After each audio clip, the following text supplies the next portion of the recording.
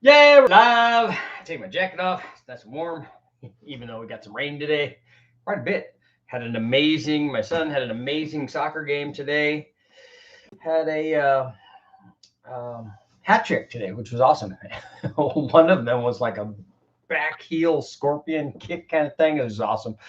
Um, but I digress. Tonight we're going to be talking about the dreaded overlap and why you don't want overlap with turbo cams, and that's totally false. You want to embrace the overlap because overlap is not bad, even with the turbo, even with the blower, even with nitrous, even with everything.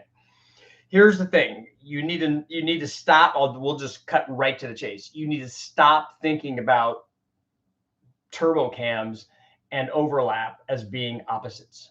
They're not. That's not the way you need to think about camshafts. That's 100% not accurate. I hope that the audio is good. Earlier today, it was not that good on my morning feed. It's late morning, but it was still good. And this nonsense perpetuates on and on and on again. I get more and more comments, and whenever I post a video about camshafts or about turbos, or when I post it, if you guys haven't taken a look at it, please watch the Turbo Myth camshaft, Turbo Myth camshaft. Obviously, one of those.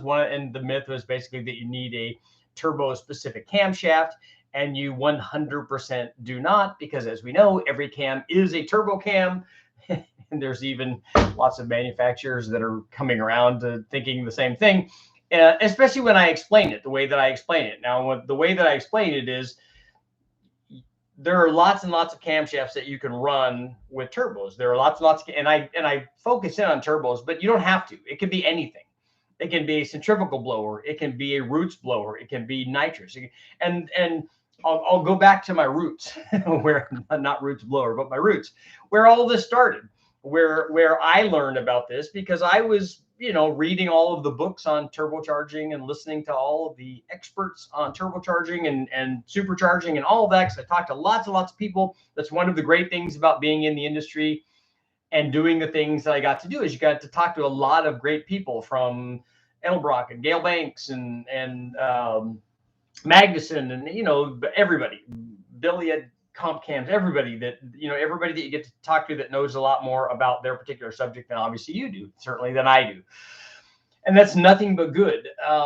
But the problem is that you read some of these books from back in the day, and you talk to people that they have been like indoctrinated into this thing that, like with blowers or centrifugal blowers, roots blowers, twin turbos, single turbos, nitrous, all of this stuff, that you need some sort of specific valve events to make this thing work.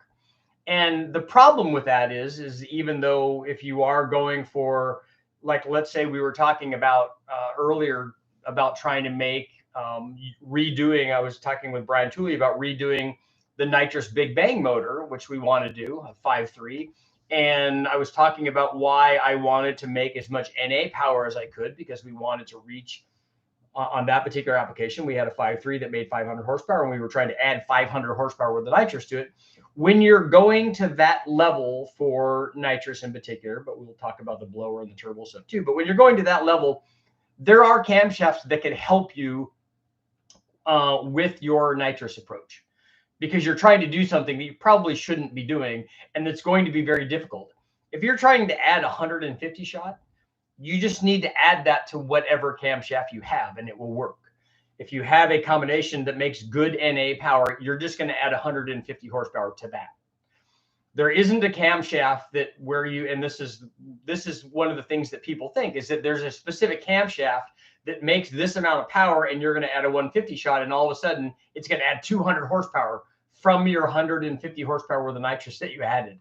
It's not going to do that. A camshaft is not going to do that any more than a camshaft is going to make more power under boost. The way that a camshaft makes more power under boost with a turbo is that you make more NA power, because the more NA power that you make, the more power you'll make for each pound of boost, because boost is a multiplier of the NA motor. And so that's how people need to think about it, not in terms of like specific camshafts, or even in this case, the discussion is about overlap. Because if nobody thinks twice about, if I show you a stock camshaft, this is where this is how your train of thought should work. if I take a stock camshaft and we run that on an NA motor, and then we put another camshaft in it, it doesn't even matter what it is. It could be a turbo cam, blower cam, nitrous cam, NA cam, whatever it is. We run another camshaft in it, and that camshaft makes more power. If that camshaft has overlap, nobody thinks twice about it.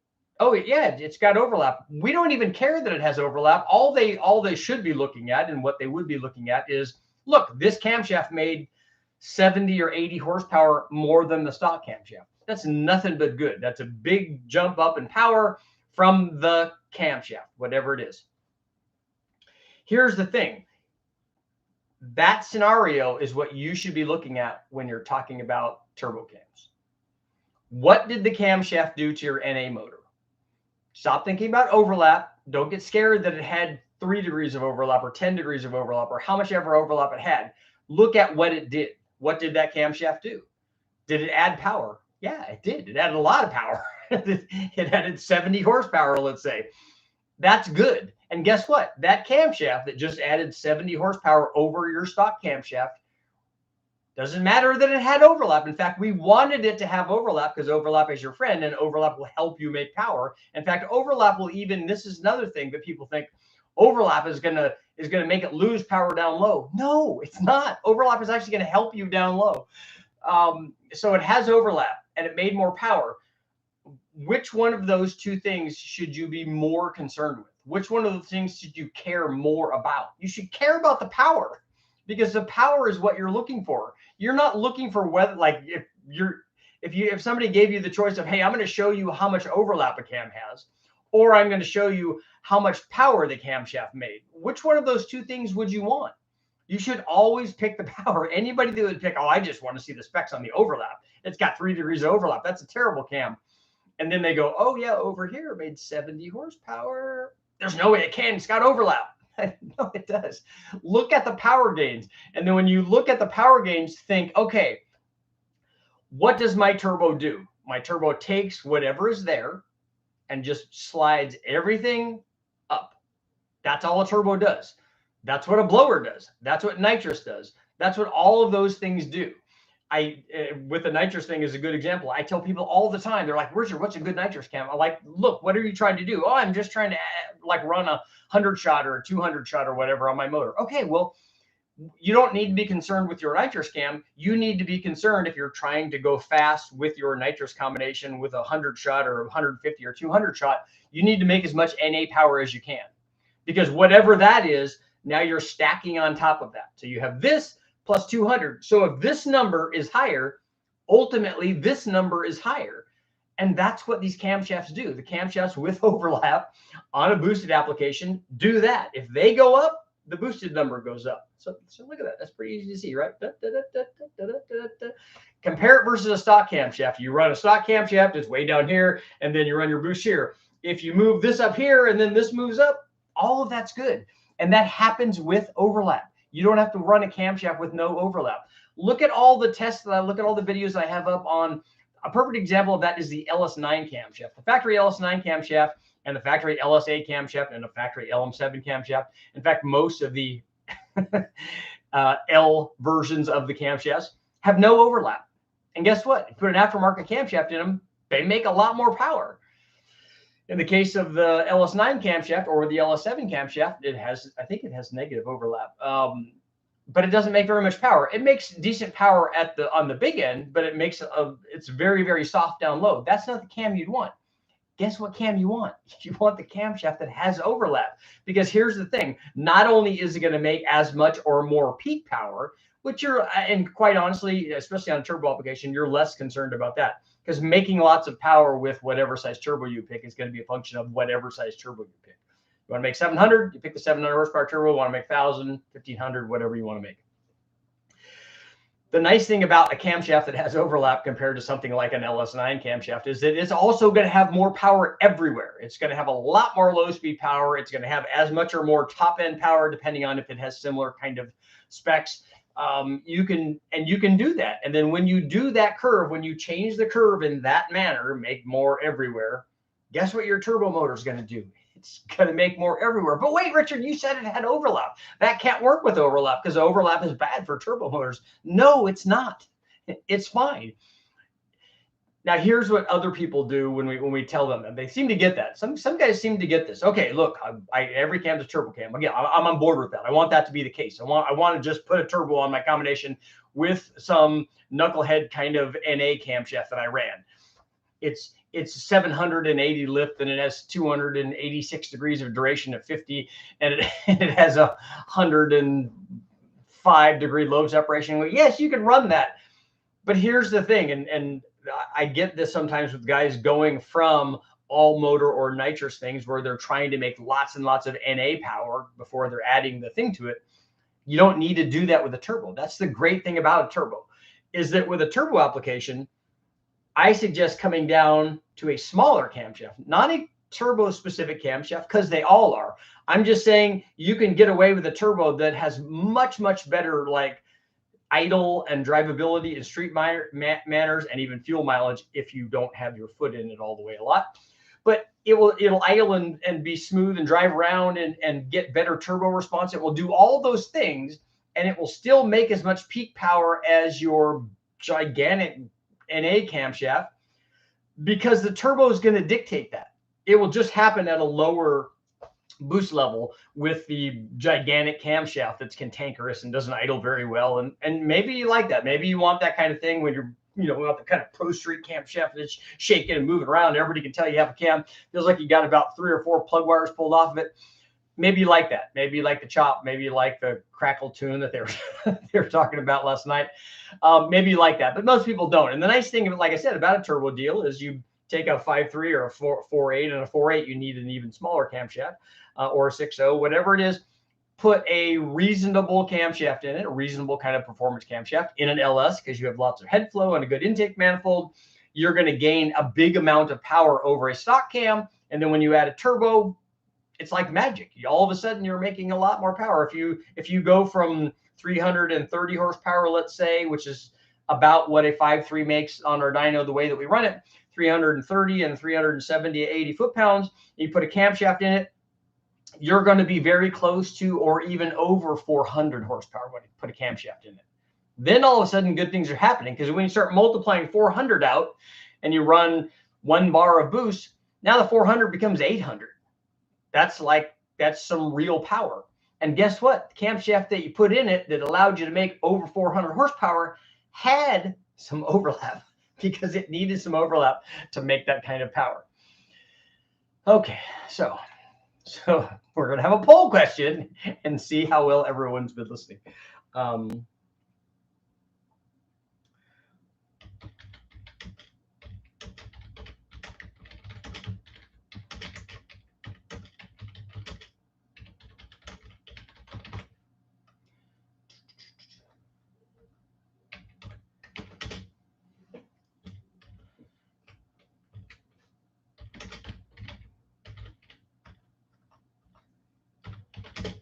Does a turbo motor need a cam with 0 or negative overlap? What cam do you need? You just need a cam. It just says cam on the box. I wish that's how cams came. It just says cam on it.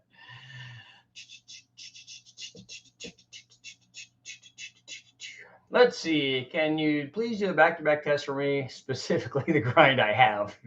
I get that a lot too. I have 110 LSA and a 112 LSA version with the exact same lobes.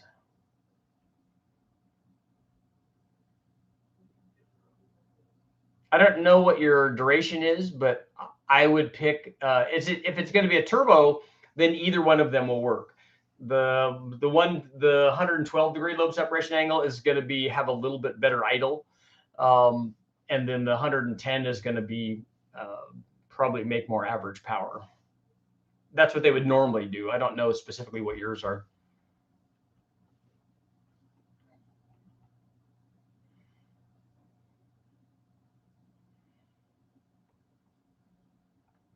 The 2.5 isn't going back in the Omni.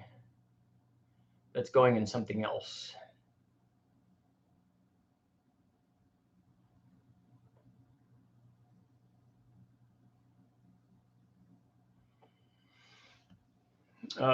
Cobra, I'm not sure quite how to decipher the specs on that. I'm thinking it's a 248, 264 cam, which is really, really big. unless that's a big block Chevy cam. And 355 and 360 might be the lobe lift, I'm thinking. The 20+4 is going to be 120-degree lobe separation angle. I'm guessing that's going to be really, really soft down low. It doesn't need to, but you can run boost with that camshaft. We run lots of that. Seems to me to be a positive displacement blower cam, and you can run a turbo with that. It will work. It's just not going to work as well as something that doesn't have that quite a wide an LSA. And I'm not saying that LSA doesn't work with the turbo. It will. It's just not going to work as well because it's going to be soft. They typically do that on roots blower applications. They try to add power up top where a roots blower is much less efficient, and it already has lots of immediate boost response and stuff for the low speed and mid range part of this.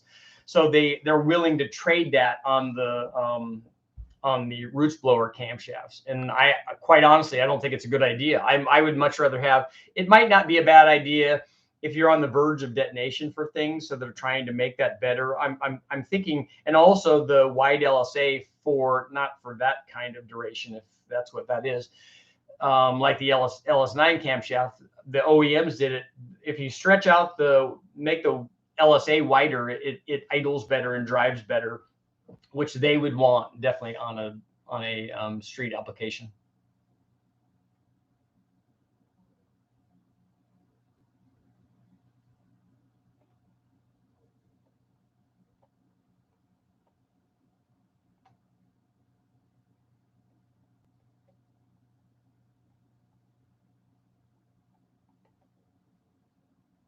Eric, you broke your G string right in the middle of a song last night.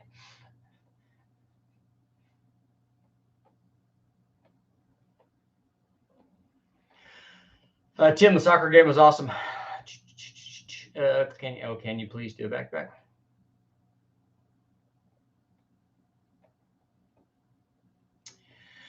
Brian, I have an 04 5.3. There's 706 heads. I want the choppiest cam, but I also want it to be a turbo.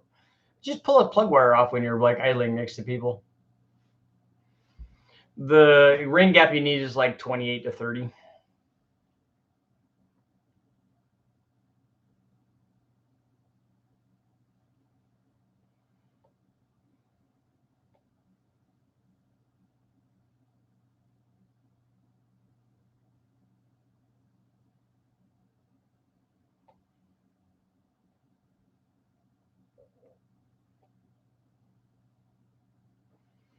Started so I have a 76 Monza that had an 88 millimeter turbo that's big. After watching so many other issues, I was inspired and just really enjoyed watching how much fun you're having.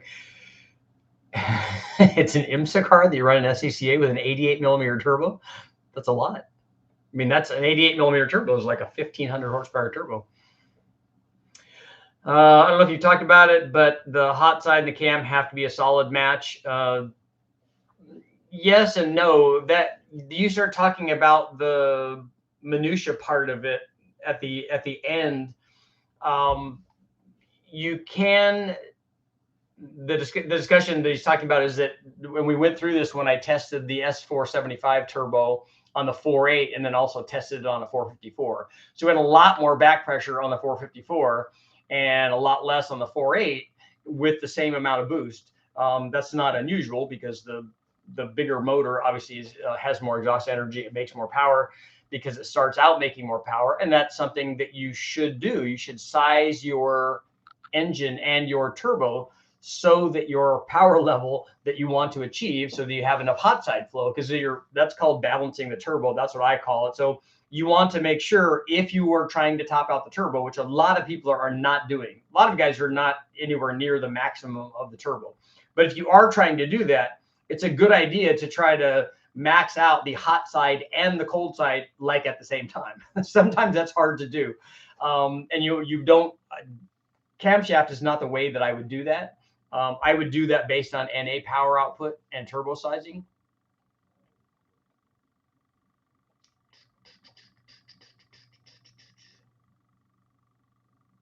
Pulling a plug wire temporarily. That's right. That's how you get it.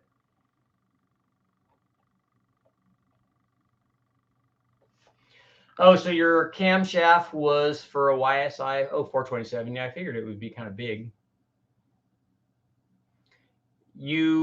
that's if those are the intake durations at 50 number on a 427, that's pretty good size. That gets up to be like lots of LS7 stuff is in that range. I don't know that you need 120-degree LSA on a YSI. I think I would, again, especially on a centrifugal blower, I would have it be tighter than that, because you're giving up a lot down low and in the middle and up near the top on a centrifugal blower anyway, because it has a rising boost curve. So I would want to fill that in with a tighter LSA. But it will work. It will work under boost. I have a 6-liter and aftermarket intake manifold TSP cam. Want to add turbo so I can make 600 wheel horsepower. I don't know anything about that cam. My rings aren't gapped for a turbo. I would recommend doing that. 600 wheel horsepower is really pretty easy for a 6-liter. A 6-liter and a really mild cam, it's easy to make that kind of power. But you should put ring gap in it. 20 to 30 ring gap, not 20. I would be closer to 30. Because if you're at full throttle for that long, you're going to put a lot of ring temperature in it, and you need more gap with more ring temperature, regardless of the boost level. Did you get a Rampage for the 2.5? No, they did have a couple of Rampages there. They even had a Scamp, which is, I think that is that the Plymouth version of that?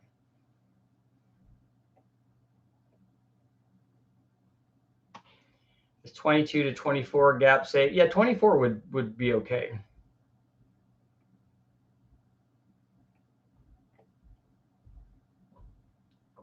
If camshaft increases the heat, would the overlap become an issue? Would the overlap, why is the camshaft increasing heat?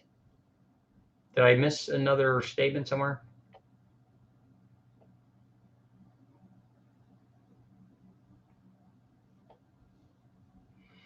Kyle, it's not unusual for hydraulic roller lifters, from whoever you get them from, to not hold oil pressure all the time. When you start them up, they will get oil pressure. But when they're just sitting there, sometimes they do and sometimes they don't. That's the way that it's been since I've been doing this in this industry, which is 30 years. It's frustrating to me because I don't mind if they all bleed down, and I don't mind if they all stay pumped up. I just don't want them randomly doing stuff, because I want them to be all the same, whatever that sameness is, but it's not the same.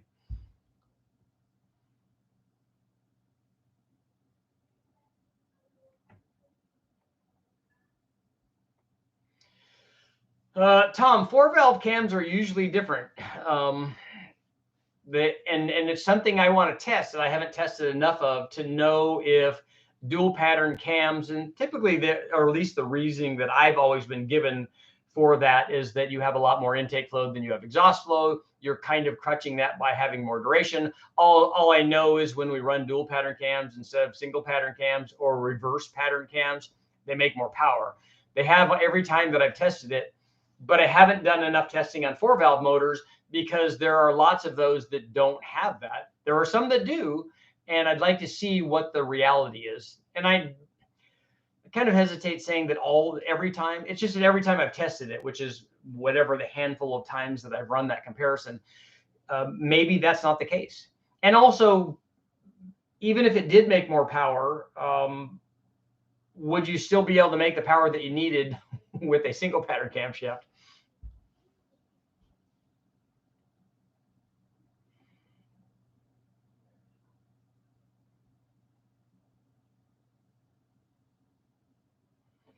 Robert, you wouldn't be bad putting more gap in it if it's all based on the heat, your ring temperature. So if you put a lot of heat into it, which you would do during road racing, hopefully you have a good cold air going to it, are you using 1500 horsepower? Because if you're not, I would go down in turbo size, I think.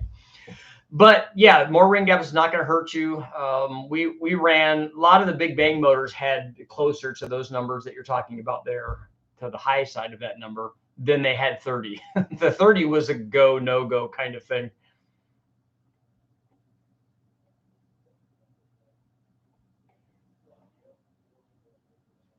Oh, the lifter is collapsing with it running?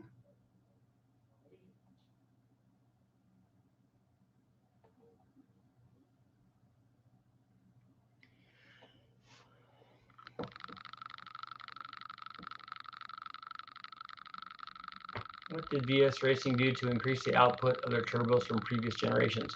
I don't know. You could ask Byron, and he'll tell you what the changes that they made to the impellers. Impeller design is an ongoing evolution, and probably compressor and turbine housings as well.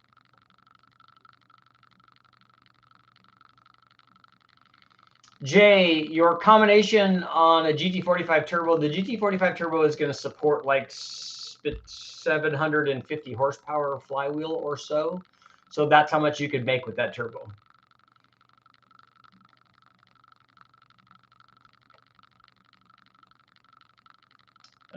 Racer, people have lost the art of building NA engines, but the boost covers up for their lack of knowledge. I think what you're talking about, the level that you're talking about, is different than where most people are that will be watching these videos. A guy that goes to a wrecking yard and gets a motor and puts a cam and springs in is not Engine Master's level of building. And so most people are not there. But for what they're doing on an NA build and for what they're doing on a boosted build, they don't have to be there.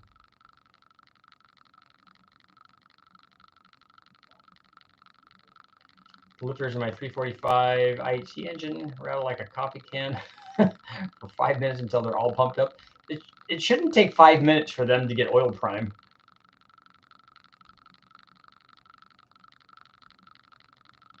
Most people just run matched cams here. Oh, the same intake and exhaust lift and duration and stuff. It's a lot easier for people to manufacture cams like that because it makes it easy to grind them. But the thing is, I don't know, because people are asking whether or not that's optimum. Is that the best way to go? Can they make more power if they put more exhaust duration or less exhaust duration? You know, for some of these 4-valve deals.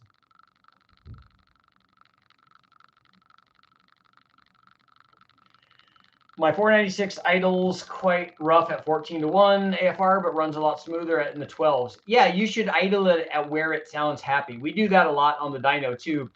You know, 14-1 or 14-7 even is the stoic value, but that doesn't mean that the motor wants to be there, especially with this much camshaft as you might have in there. If it idles, and 12s is fine. It's not too rich. I mean, it will use more fuel at idle, but it's not gonna soot up a plug or foul it.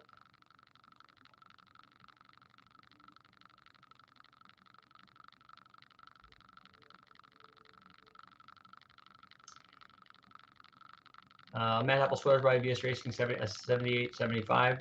Those are good, especially I have a Gen 2 version. I think he has a Gen 3 version, and I know the one I have is it's got to be 1,000 horsepower turbo.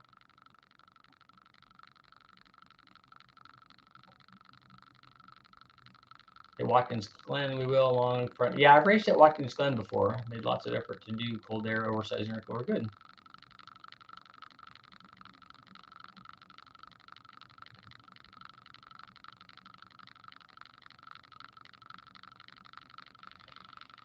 Got a cast 7875 T51R 1.25 air. I've never tested variable vane turbos on the engine dyno. We've tested a few way back on the chassis dyno, but they were production vehicles. I think the Dodges that we were doing.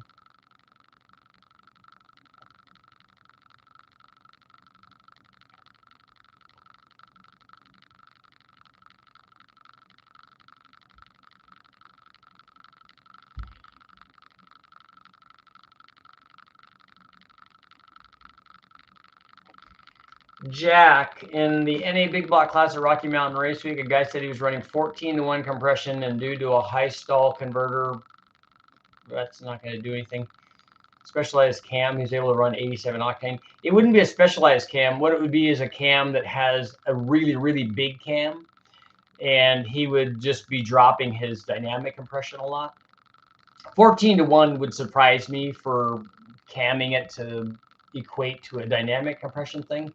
He might have to do other things to that, like softening the chambers and stuff.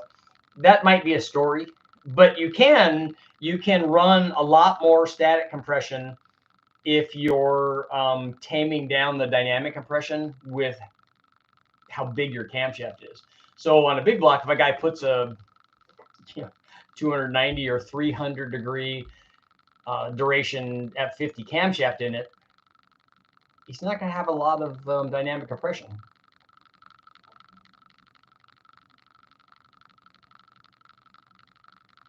I'm going to have a hood exit behind the turbo and a Y with 2 valves so I can run full exhaust.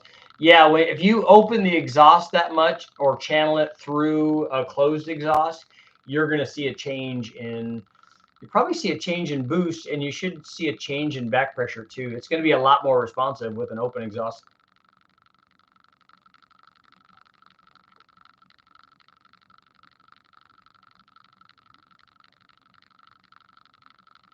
Does the position of the lifter and its bore affect how it bleeds down? If it's intersecting the feed channel or not, one of the lifters might bleed down faster than the other.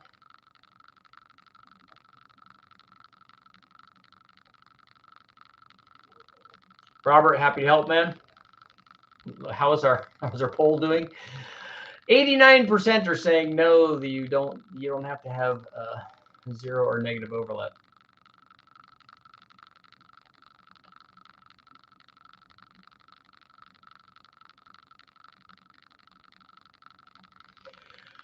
I wanted a billet wheel, but I'm not going to run that much boost to take advantage of the higher pressure ratio where the billet wheel really shines. That's an interesting question or an interesting comment, because does the billet wheel really shine there? A billet wheel by itself is cool. It looks cool, but it being made from a single piece of material is one thing, but is the design different? Versus a cast wheel? Do they do a billet copy of the cast wheel, or is the billet wheel a different wheel design with different number of blades, or different angle blades, or different length or width or height? Do they change that, which is the thing that will change whether the thing is responsive or making more power on the top or wherever? That's interesting, because a lot of people just think the fact that it's a stronger blade makes it more potentially powerful.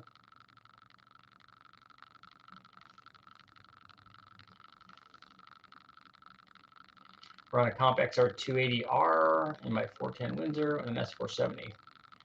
That would be good, because that's a powerful enough camshaft in a 410.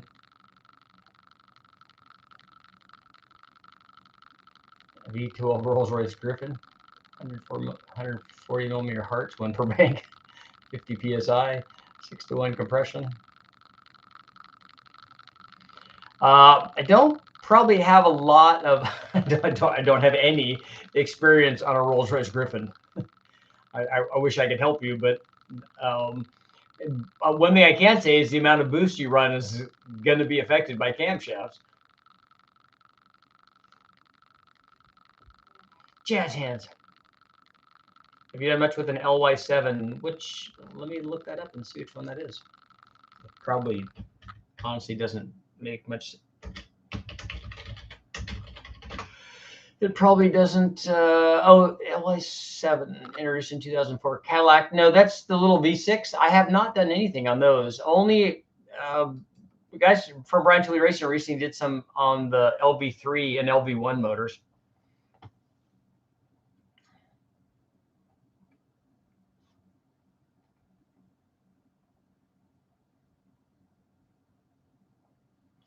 Brian, I'm getting a set of 823s. You're not going to be able to put those on a 5.3. I mean, 832s. Those are rec port heads. They're designed for a much bigger bore, and the valves will hit the edge of the bore. Toyota V8 project would be cool. I don't have any of those.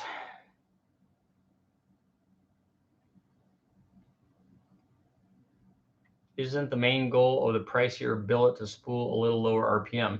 It may or may not be. It depends on what they did to the wheel design. They may have designed it to they may have made a billet version of the cast wheel so that they could run more higher RPM without having to worry about the wheel coming apart. Normally what they do is when somebody does a billet wheel in a particular housing or turbo family, is they're doing something to change the response. It could be lower speed. It could be they want more efficiency in the mid-range. It could be that they want more top end. It could be that they're trying to expand the whole range. It could be that they're trying to cure a surge problem. There's a lot that can go into it.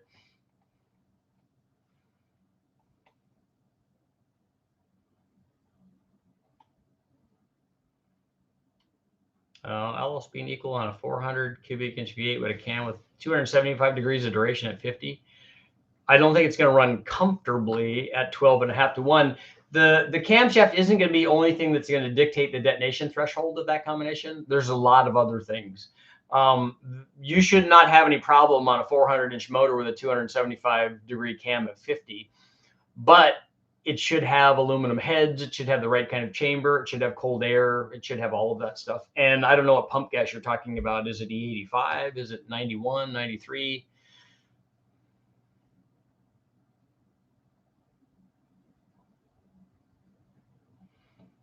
When you want to run higher compression at altitude, yes, a lot of times if you're building a motor specifically for high altitude, they will put higher compression in.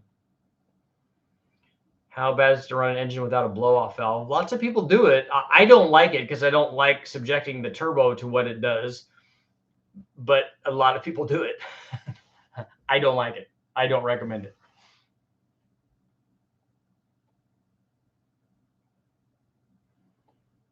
Long rod ratio. Have I done anything with dome pistons? Yeah, the 4.8 that I ran for years and years and years had small domes on it. And I'm not a fan of dome pistons. I am in big blocks because you have to have them because they have such big chambers on them. But on the LS stuff, I would much rather use a flat top with valve reliefs.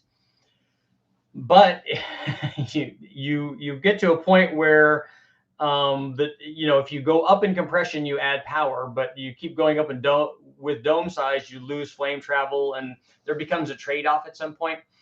The interesting thing, and I'm surprised nobody has asked this question because Brian and I have talked about this a lot, and that is, I'm going to save that. I'm going to save that for tomorrow.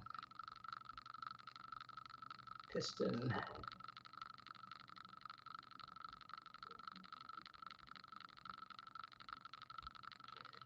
Tomorrow.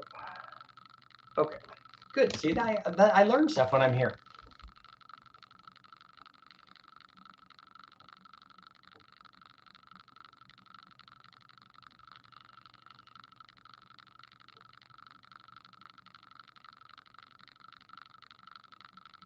What cam for good streetability at 750 horsepower? If you're trying to make 750 horsepower with a 5.3 and a turbo, 72, 75 should get you there. But the Truck Norris cam is good. Are you trying to do that with a stock converter too?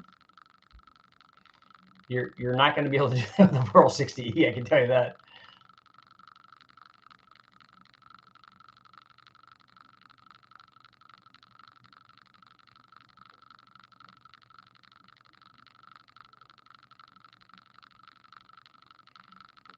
For NA, if you have a cam, would you recommend getting your head bored? I think you mean getting your heads ported or milled. So those are your choices. Bored is not one of the choices.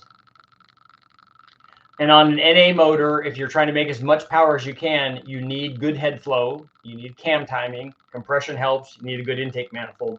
Lots of guys that are doing, and I have videos up on taking a stock bottom end, 4.8, 5.3, 6.0, putting various kinds of heads, cams, and intake packages on them.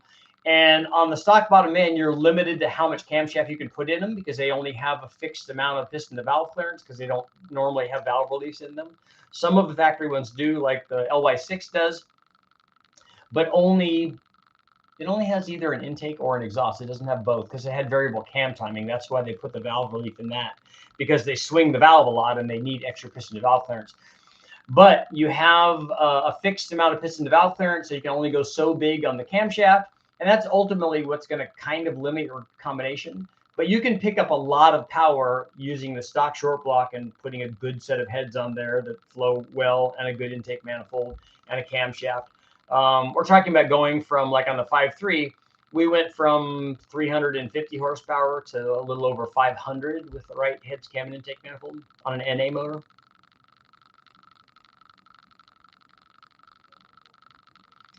Michael, so you cured your lifter tick with more oil flow with a high volume oil pump.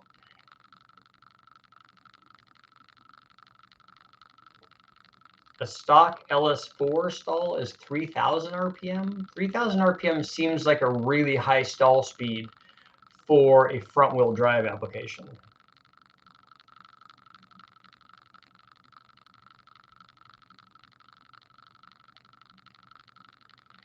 This red hat back right here, is that the one you're talking about? Yes, that's a 200-mile-an-hour hat from that car, from that Civic. What's your opinion on a Roots charger with a blow-off valve rather than a bypass valve? I would rather have a bypass valve. A blow-off valve is not what a Roots blower needs. It needs a bypass valve to recirculate it, because it's most critical at idle, where you want it to not be producing pressure constantly, because it really heats up the air. And then when you get back, like if you're cruising down the road at 2,500 RPM or whatever it is, and you don't have a bypass valve, all you're doing is, because the thing is still doing what it's supposed to be doing. It's still drawing air in, even though not as much because the throttle is mostly closed. But what it's doing is heating up the air. We've seen air inlet temperatures under cruise on Roots and twin screw blowers driving down the road that can be over 300 degrees. So what that means, it goes down immediately as soon as you go to wide open throttle, because it takes a big gulp of cold air or colder air. But the problem is you just ingested like a big gulp of 300-degree air, and that's where you rattle the thing and hurt it.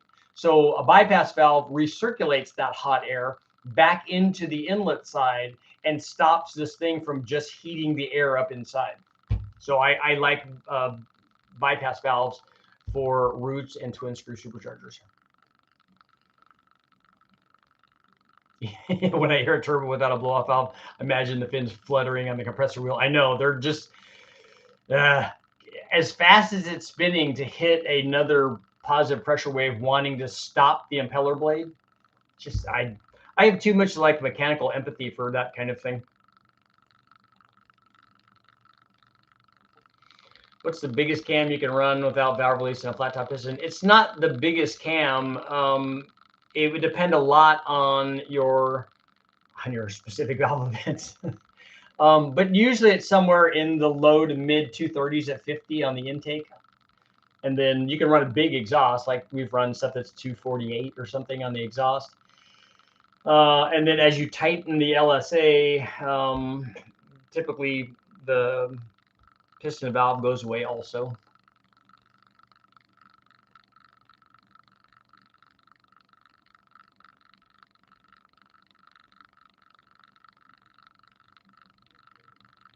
Richard, is the Summit Racing 750 double pumper any good? I don't know. I don't know that I've ever tested one of their carburetors. Somebody obviously is doing the carburetor for them, so it's a private label deal. I just don't know who it is. I would imagine it's Holly or one of the big names.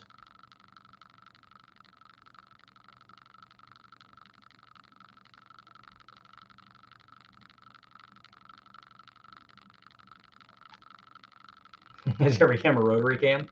It's hard to find the right camshaft for your rotary motor. Can you discuss break-in procedure? The way that we do it on engine dyno when I put a new motor together is, if it's a hydraulic roller cam like an LS, then you're breaking in the rings basically, not the camshaft, because the camshaft is like a billet camshaft, and the rollers make everything nice. We normally on a hydraulic roller like an LS, I don't even coat the camshaft and lifters other than putting them in oil. On a flat tappet deal, you're breaking in the camshaft, and that's kind of more critical. On flat tappet stuff, we like to have, and I don't worry about spring pressure on hydraulic roller stuff either. We just run whatever springs we're going to run with the hydraulic roller. On flat tappet stuff, we would normally put lighter springs or change the ratio of the rocker. We put a lot of zinc, a zinc-based oil, like a break-in oil with a zinc additive. And then I use a moly-based assembly lube on all of the lobes of the camshaft and on the bottom of the lifter.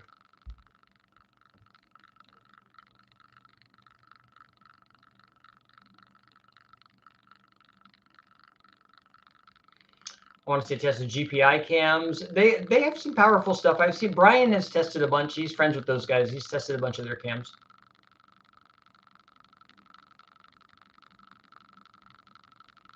I want to see a test of GPI cams. I want to see what my sloppy stage 2 cam will gain with an LQ9 and Ls4 heads. There are much better camshafts than your sloppy stage 2 cam that will make a lot more power than that camshaft. So GPI would make some, I'm sure Comp makes some. If you go from, that's a 228 cam and it's a single pattern cam, or it's a 228, 230, you can go to a much bigger camshaft and make a lot more power. As a matter of fact, to give you an idea what you have the potential to do, take a look at the video where I tested on a 6-liter LY6 with Ls4 heads, essentially rec port heads. Take a look at the test that I did where we ran stock cams of the sloppy stage 2.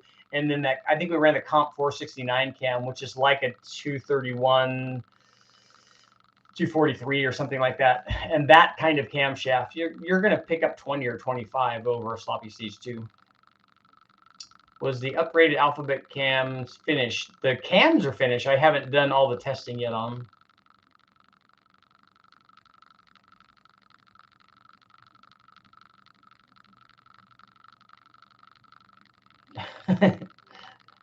Dan, it just push no. You just need to vote no after the discussion.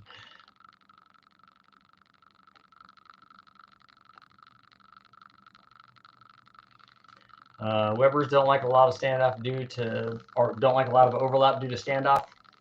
Again, it's not accurate. The carburetors will have standoff during RPM range. Almost all of them will. But the Webers are there to feed the motor fuel and air. And if you want to make power, you have a camshaft that's going to have overlap in it. That's how you make power, because the heads and the intake runner length will all dictate that. In fact, if you change the stacks and the runner length, you'll change where that standoff happens. But I guarantee you that guys that are making lots of power with Weber side drafts, I don't know if I've seen testing on Weber down drafts, but Weber side drafts that are common on inline 6-cylinders and stuff, if they're making a lot of power, they have camshafts that have overlap in them. I would think the more overlap and the longer the intake is open, the more of the charge, you just blow out the exhaust and the less cylinder filler at pressure. Are you talking about an NA or a turbo motor? And on neither one of those cases does that happen. On a turbo motor, you have way more back pressure than you have boost pressure. So if anything, when they're both open, when the intake and the exhaust is open, it would actually want to flow the other way. Because if you have twice as much back pressure as you have boost pressure, the flow is going to go the other way towards the intake. On an NA motor, you will have the camshafts have time and time again have shown that camshafts that have overlap not only make more power, they make more power usually everywhere. Big Bang 6-liter used a 230, 235. Do you think in lower duration like a 212, 218? Tony, we could still make 1,000 horsepower with turbos that are capable of making 1,000 horsepower. But we were trying to do something very specific. We were trying to make as much NA power as we could so that we could make what we could get to wherever the breaking point was of whatever the breaking thing was, either a rod or a piston on a stock bottom end, so that we could get to that and make our power at a lower boost level. That was just a specific application.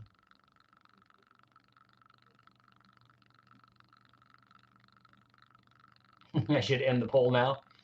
It's only been 49 minutes. Currently hiding in the bathroom to watch this. You should bring it out and have her watch it. That should be movie night. I'll do scenes from various movies, or at least quotes.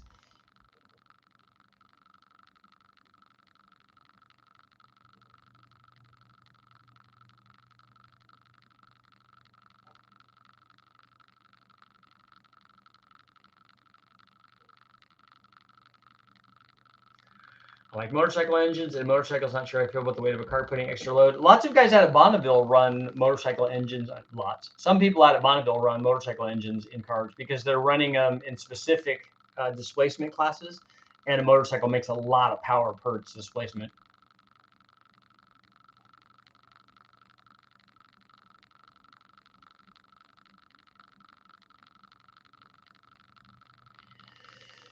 Silva, hello, mate. I have a big Australia.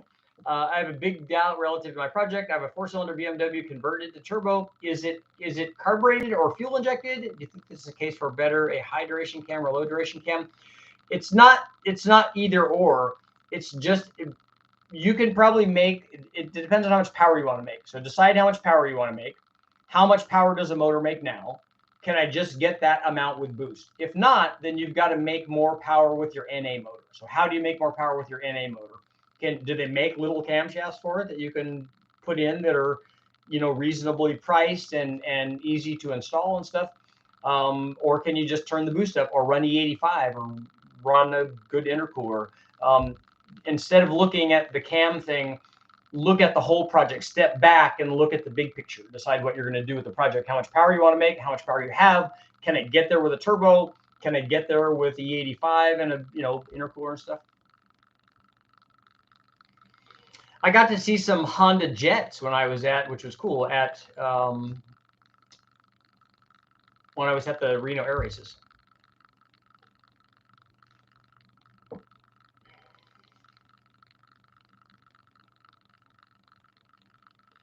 Any plans to play with the newer Gen 3 Coyote? It would be cool. I've done a lot of Gen 1 stuff, but not on the Gen 3. Other than I've worked with my buddy Jimmy, who has a Gen. I think his is a Gen 3. I think it is. We did a bunch of stuff on the chassis dyno with his.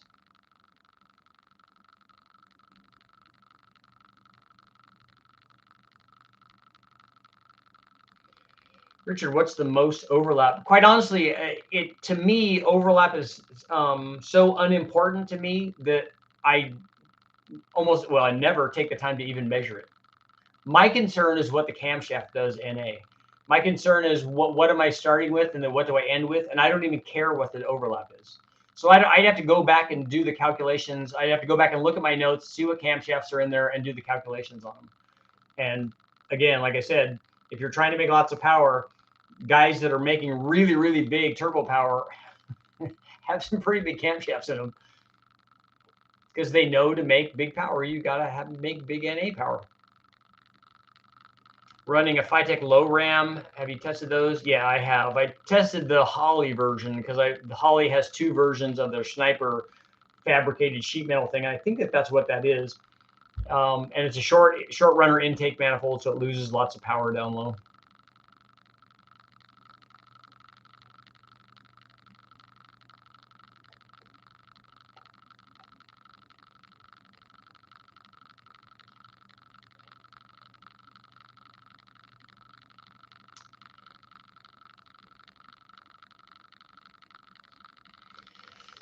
Yeah, James, the Phytech just gets them from somewhere else too, and lots of people put those intake manifolds on because let's face it, they're polished and they're aluminum and they're all billet-y looking and they look cool, except that they are short runner intake manifolds, and I have videos up of that intake manifold versus any kind of stock manifold, whether it's a truck or a Trailblazer or an LS6 or whatever, and it all does the same thing. It loses power through most of the curve. Certainly up to 6,000, it's going to lose power compared to any of the factory intake manifolds.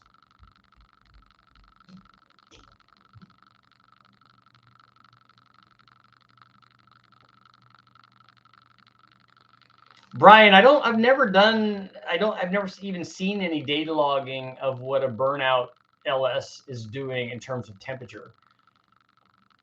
Does your cooling system not keep the motor cool in terms of water temperature? I think people that are doing these burnout things are thinking that the motor is disposable. SS2, oh, it doesn't stand for sloppy stage 2. Okay. Okay, yeah, if you have 240 degrees of intake duration, is it 240 degrees of intake duration? That seems like a lot for an LS.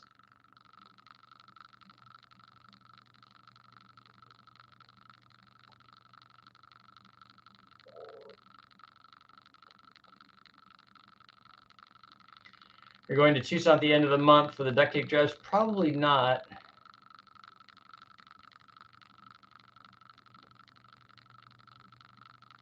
Running a 3000 stall 4L60E behind a 5.3 twin GT30 582s, looking to make 700 to 1000. That's a big spread. What's a good cam that's not more than 500 lift? You don't, I mean, more than 600 lift. You don't need more than 600 lift to do what you're doing. That's pretty easy. A Truck Norris cam will do that. A stage 1 or stage 2 turbo or NA camshaft will do that. There's about 1 million different cams that will allow you to make that kind of power. Are you driving that thing around too?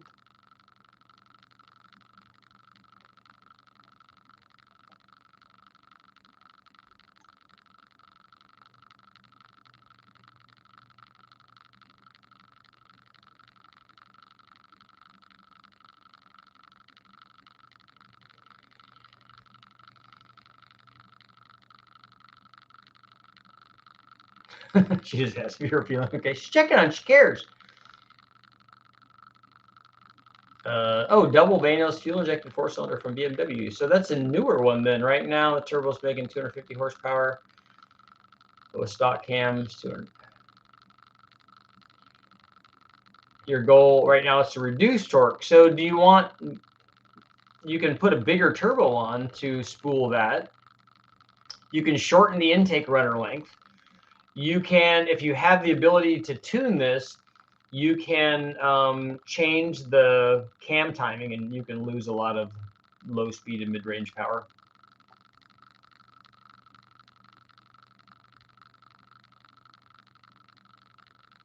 Mike, you really care about overlap?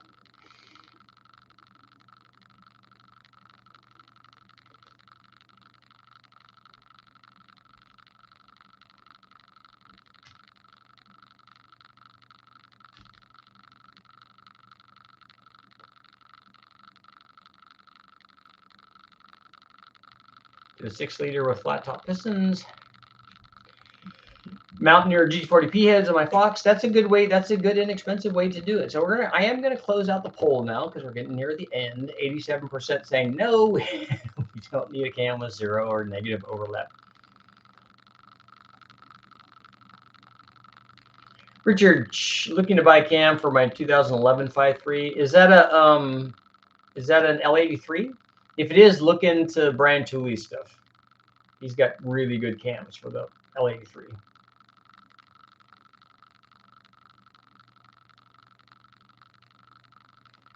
Yeah, Colt, I think I talked about that earlier on the blower cams, the positive displacement blower cams particularly. They have wide LSAs because they're trading power down low into the mid-range and actually through most of the curve to make the motor more efficient at the top. And on the factory ones, they're doing it also for drivability.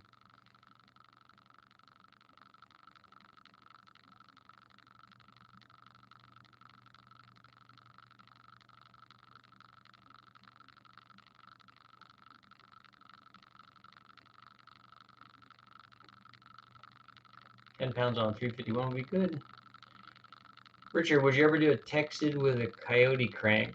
Seems all they need is a bit of snout machining to work. I'm not familiar enough with the sizing of all of that to know whether that's a possibility. It sounds like you're telling me that it is. I don't know why I would do that.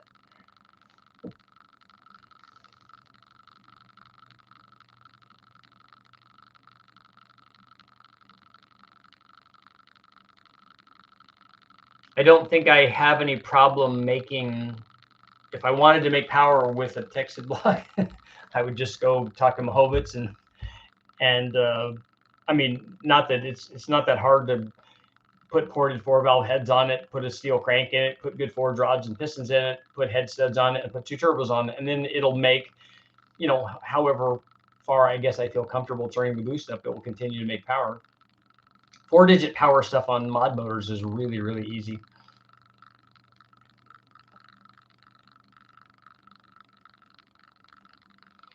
SNH Automotive, what cam would you pick to make the most horsepower while still being streetable? You don't get both of those. You get one or the other of those.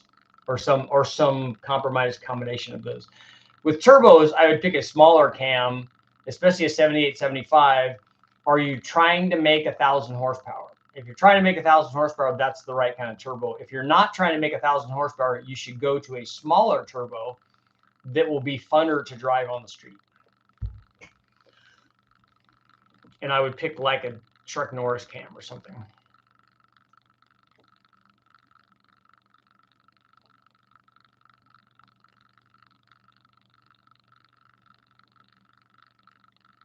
But Mike, if I was going to try to do it on the cheap, I wouldn't go buy a brand new crankshaft for $400 when I can go get a whole 4-valve motor for $400 from the wrecking yard. Jake, I don't know how much of stock 4L80E will hold, but that seems to be the go-to transmission for guys that are replacing the 4L60 that have these turbo combinations.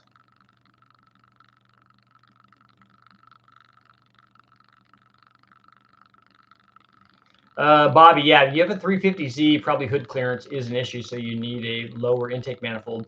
But I wouldn't put a Trailblazer SS on it. Then I would put a Dorman or a Fast or a stock LS6. You all hear the noise that the mic is picking up?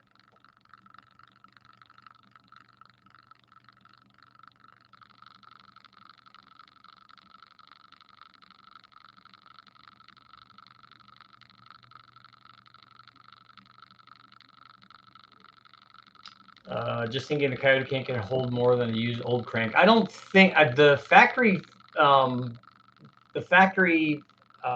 Cobra cranks are steel already, so I don't think that there's a limit to how much they can hold. I've never broken a crank from power. It's a good amount of preload to go with. Take a look at the video that I have up on selecting pushrod length.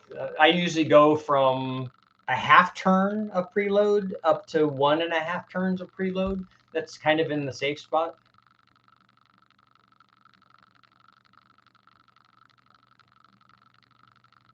Start a second channel for polls. Only polls. It's the poll channel. Test the Chupacabra versus the Truck Norris. I don't think Brian Tooley has tested that, so I don't think he said anything about that. He just said he would be willing to do it.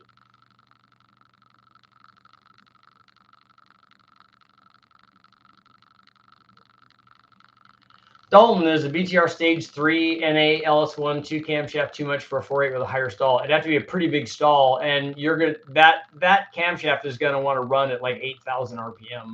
It's not a camshaft I'd pick for a 4.8.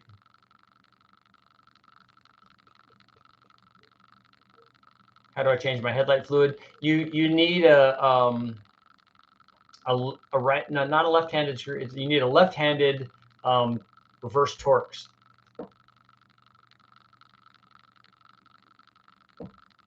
The noise is something to do with your system because it follows you to West Tech. I wonder if it's the noise from my camera, because the camera also has audio potential, even though I'm using this audio. Are wide lobe separation angles for turbos a myth? Yes, they are. James, you don't need to buy it. I'm sure the guys from Texas Speed would send it.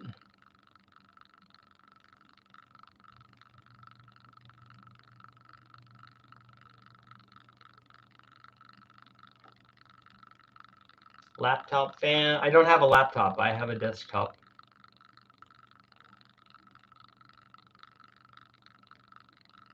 You dropped your Geiger counter.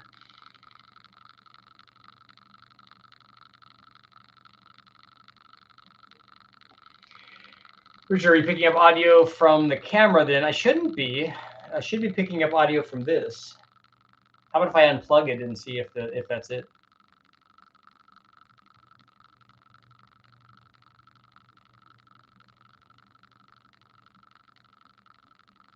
How can stock cams be? Yours will be the last one for tonight. I've got to get going. It sounds like a computer fan.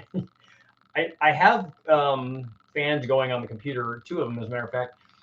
How can cams be ground, stock cams be reground for more performance? They can. They're reground into a new lobe shape, which now has more lift and duration. And the way that they do that is they cut down what's called the base circle. So they're reshaping the lobe, but to do that, to make it the new shape, you have to make it relatively smaller on both sides. And so when you do that, you have to make up for that in something else. You not normally done with a lifter if it's a lifter application, if it's an overhead cam. But like on an LS, if you reground a stock cam, you would use a standard lifter as long as it didn't come down out of the bottom of the lifter bore too far, and have the lifter oiling come out of the valley, the slot for the valley for oiling. And then you usually would make that up with push rod length on that application, or you could do it with other things, shims and buckets and shimming the lash adjuster, all kinds of different ways to make up for that change in base circle. And on that note, I've already turned off my poll. Thank you guys all for showing up. I got more videos coming up this week, and I will see you guys all tomorrow. Make sure to check out. I'll be getting up early in the morning, so 7 o'clock tomorrow morning, I'll be doing a live feed. I will see you there.